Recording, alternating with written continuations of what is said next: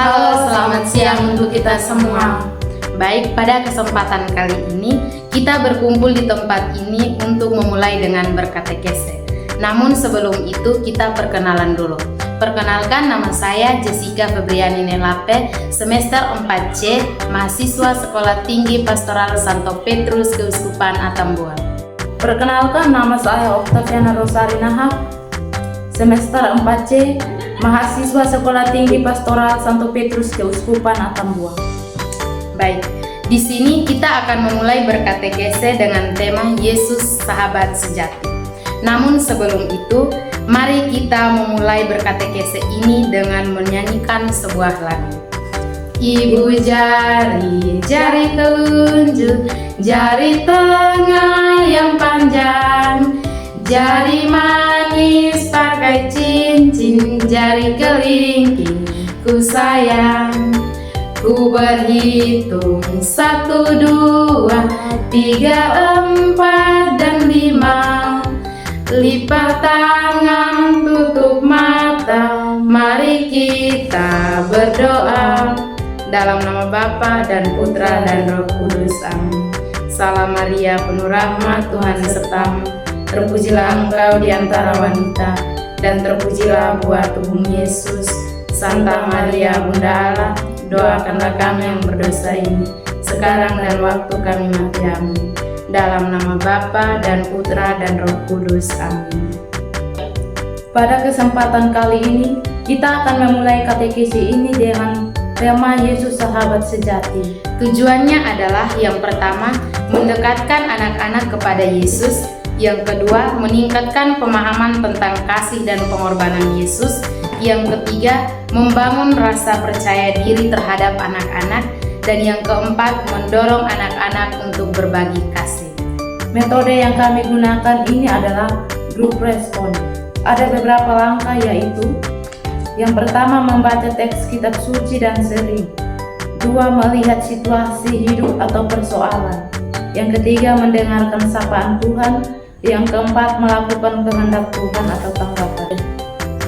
Saya mengajak kita semua untuk membaca teks kitab suci yang diambil dari Injil Yohanes bab 15 ayat 13 sampai dengan 15. Tidak ada kasih yang lebih besar daripada kasih seorang yang memberikan nyawanya untuk sahabat-sahabatnya. Kamu adalah sahabatku jikalau kamu berbuat apa yang kuperintahkan kepadamu. Aku tidak menyebut kamu lagi hamba, sebab hamba tidak tahu apa yang diperbuat oleh tuannya, tetapi kamu menyebut aku sahabat, karena aku telah memberitahukan kepada kamu segala sesuatu yang telah kudengar dari Bapakku. Demikianlah sabda Tuhan, terpujilah Kristus.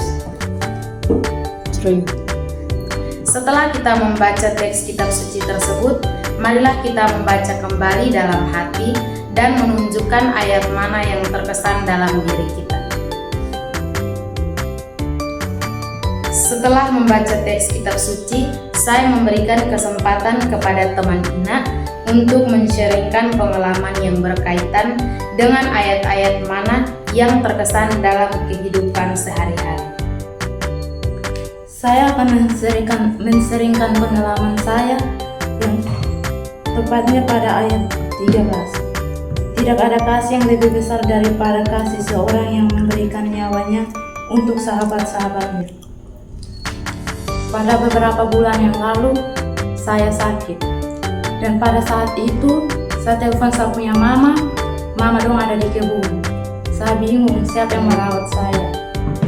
Namun saya tinggal di asrama. Di situ saya tinggal bersama teman-teman saya yang selalu membantu saya dan merawat saya hingga saya sehat. Dari situ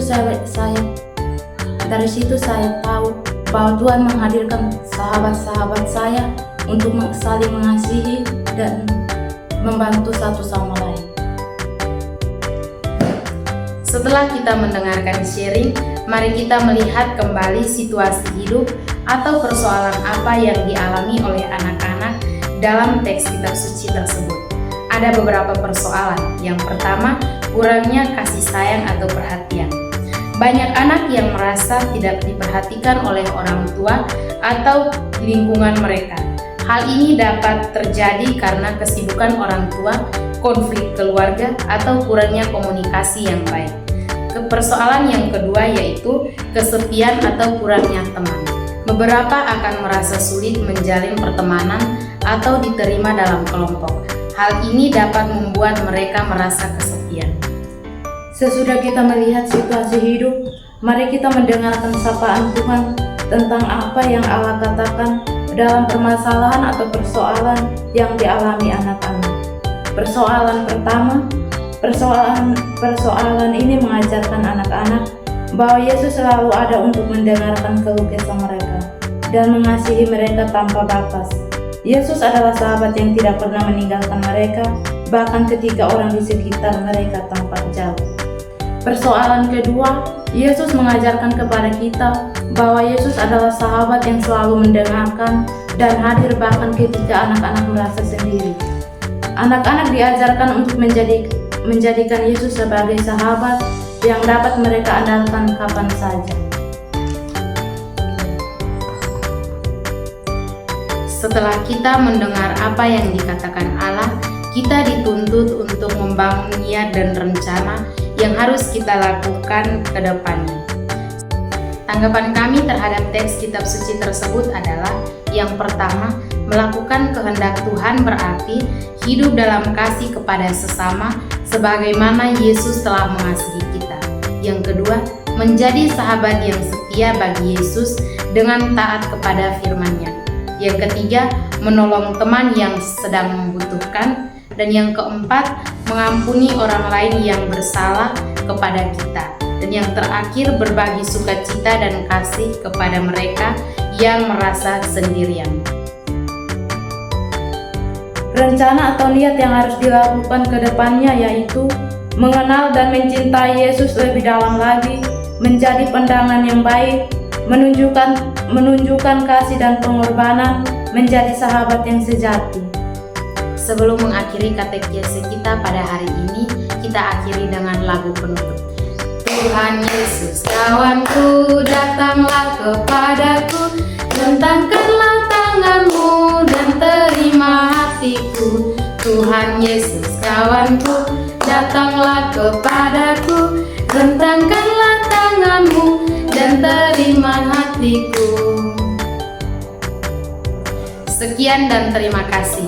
Jangan lupa like, komen, dan subscribe.